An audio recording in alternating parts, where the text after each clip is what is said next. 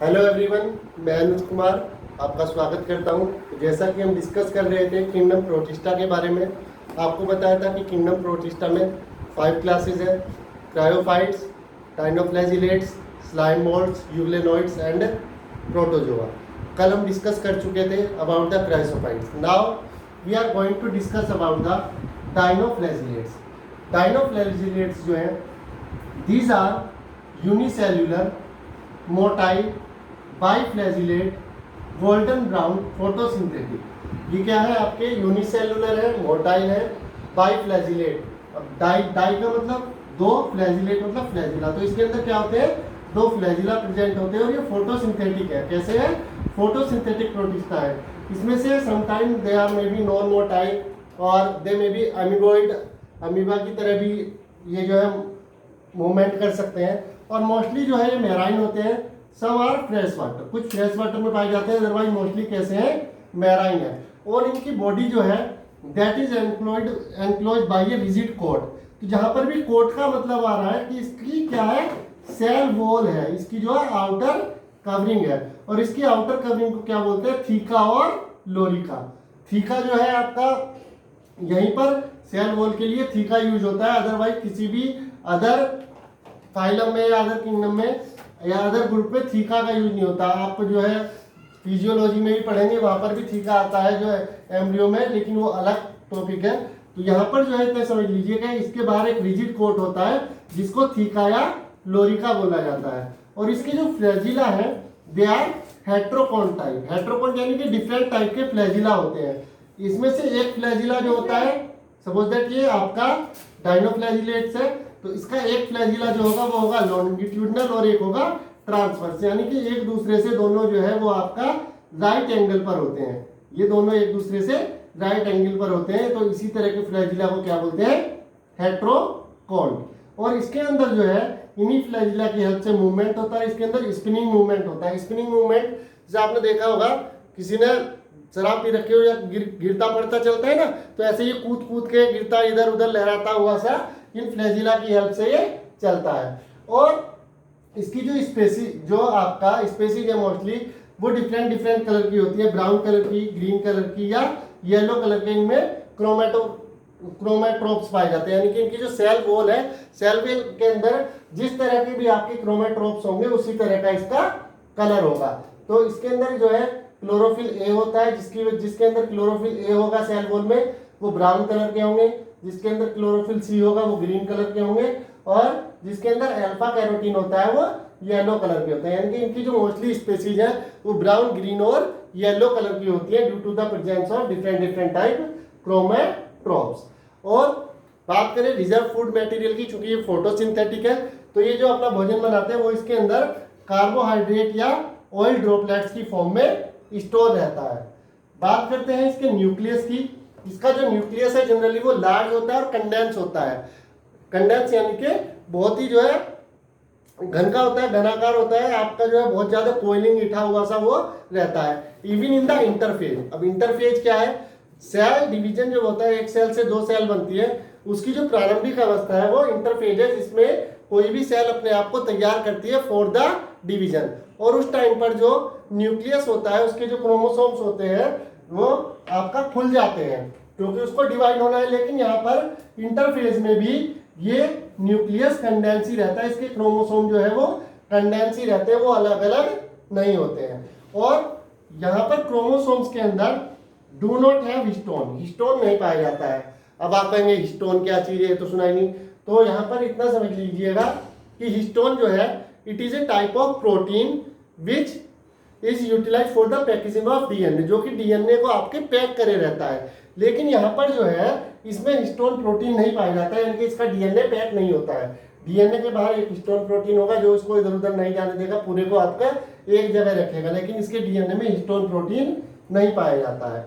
और जब cell division होती है तो सेल डिवीजन के टाइम पर जो न्यूक्लियर एनवेलप है, न्यूक्लियस के बाहर का जो एनवेलप है और वो जो न्यूक्लियोलस उसके अंदर होता है वो आपका जो है टूट जाता है, यानी कि वो डिस्ट्रॉय हो जाता है और न्यूक्लियस भी वहां पर खत्म हो जाता है। और जब सेल डिवीजन हो जाती है, एक सेल से दो सेल बनती है, तो वो न्यूक्लियर एनवेलप और न्यूक्लियोलस द्वारा बनते हैं। लेकिन इसके अंदर सेल डिवीजन के टाइम पर भी न्यूक्लियर एनवलप और न्यूक्लियोलस प्रेजेंट रहता है। और इसी तरह के ऑर्गेनाइजेशन को, किस तरह के ऑर्गेनाइजेशन को, इसका न्यूक्लियर जो है लार्ज है, कंडेंस क्रोमोसोम है, इंटरफेज में भी क्रोमोसोम आपका कंडेंस ही रहेगा, हिस्टोन प्रोटीन नहीं है, न्यूक्लियर एनवलप और न्यूक्लियोलस प्रेजेंट रहते हैं during the cell division. This organisation is called mesokaryon. इस तरह के ऑर्गेनाइजेशन को क्या बोलते हैं? मीजोकैरियोन बोलते हैं। और ये जो मीजोकैरियोन टर्म था इसके लिए को दिया था डॉटगेन ने इन 1956। ओके, अब फ्लैजिला जो है, कोई भी अगर सेल है, कोई भी जीव है, उसको अपना बचाव भी करना पड़ता है, अपने खाने पीने का इंतजाम भी करना पड़ता है।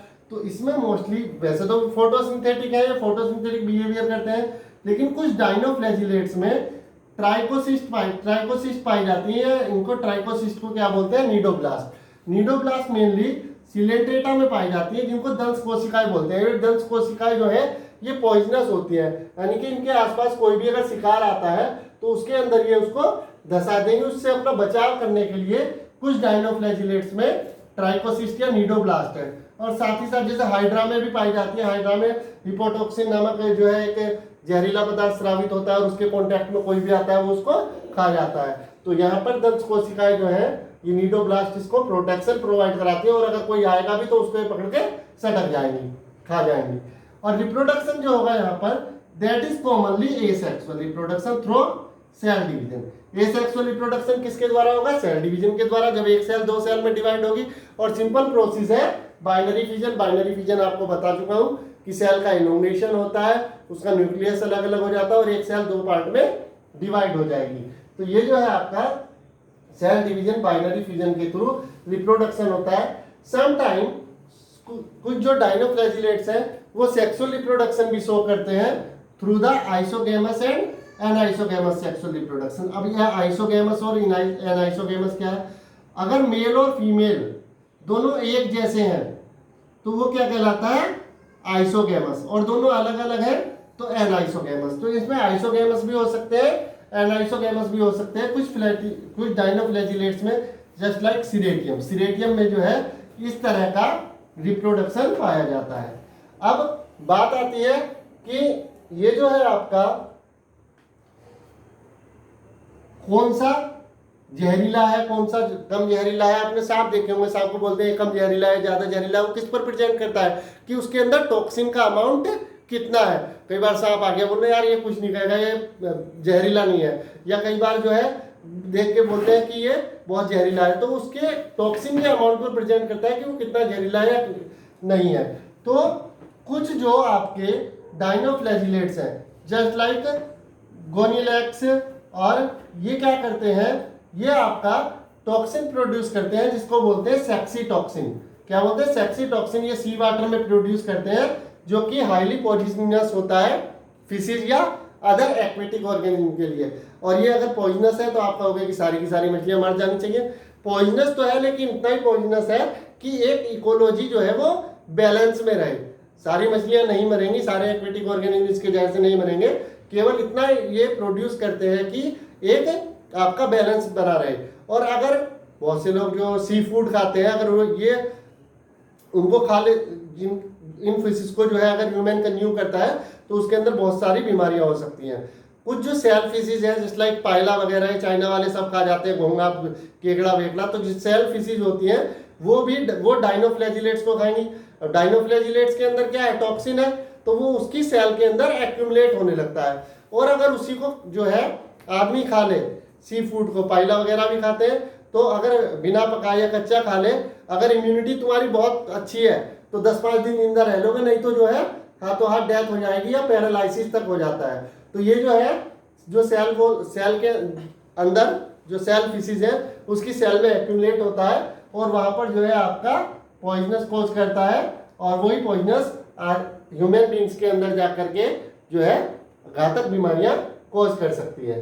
कुछ जो है यहाँ पर जो मैराइन डायनोफ्लैजिलेट्स हैं वो बायोल्यूमिनेसेंस यानी कि एक चमक पैदा करते हैं, एक लाइट पैदा करते हैं, जस्ट लाइक नोक्टिलुका और पायरोसिस्टिस। ये जो है आपका क्या प्रोड्यूस करते हैं? लाइट प्रोड्यूस करते हैं और इसकी लाइट जो है हमेशा चमकती रहती है, जिसकी वजह से कई बार रात में जो कुछ चीजों है जहाँ पर डाइनोफ्लैजिलेट्स का अमाउंट ज्यादा होगा वहां पर आपको वो चमकते हुए दिखाई दे सकते हैं। तो और साथ ही साथ some species accumulate in the water and they cause the red tide, जिसकी वजह से पूरा जो है समुद्र लाल दिखाई देने लगता है। और वो स्पेसीज कौन सी है? गाइनोलैक्स एंड जिम्नोडियम, ये रेड टाइड भी कॉज करती हैं। तो ये था आपका डाइनोफ्लैजिलेट्स के बारे में। एक बार समरी समझ लीजिए, यूनिसेलुलर है, मोटाइल है, बाइफ्लैजिलेट्स है, फोटोसिंथेटिक है, मोस्टली मैराइन होते हैं, बॉडी जो है रिजिड कोड से घिरी हुई है, डिफरेंट टाइप का फ्लैजिला पाया जाएगा और एक ट्रांसवर्स और एक लॉन्गिट्यूडनल, ब्राउन ग्रीन और येलो क्रोमेटोफोर्स होते हैं, न्यूक्लियस लार्ज होगा और कंडेंस क्रोमोसोम होगा, इंटरफेज में भी क्रोमोसोम कंडेंस रहेगा, हिस्टोन प्रोटीन नहीं होते हैं डाइनोफ्लैजिलेट्स में। कुछ डाइनोफ्लैजिलेट्स में आपका ट्राइकोसिस्ट पाई जाएंगी, रिप्रोडक्शन कॉमनली एसेक्सुअल होगा और कुछ मैराइन डाइनोफ्लैजिलेट्स आपका ल्यूमिनेसेंस शो करते हैं और कुछ डाइनोफ्लैजिलेट्स जो है वो आपका टॉक्सिन सीक्रेट करेंगे which may be poisonous to the fishes and other aquatic animal. It is all about the dinoflagellates. In the next video, we will discuss about the next group, Euglenoids. तब तक के लिए बने रहिए हमारे साथ, video को लाइक करें, शेयर करें, अपनी पढ़ाई अच्छे से करते रहें। हालांकि एनसीईआरटी में इतना सब कुछ नहीं दिया हुआ है, लेकिन मेरे जो कॉम्पिटिटिव एग्जाम है उनमें बहुत से क्वेश्चन आ सकते हैं इस तरह से कि आपका कौन से जो है ल्यूमिनेसेंट होते हैं, नॉक्टिनुका और पायरोसिस्ट, या आपका किस वजह से सी फूड से पैरालाइसिस हो सकता है। तो ये सब इस तरह के क्वेश्चन आपके कॉम्पिटिटिव एग्जाम में आते हैं। आज के लिए इतना ही। थैंक्स। Bye bye.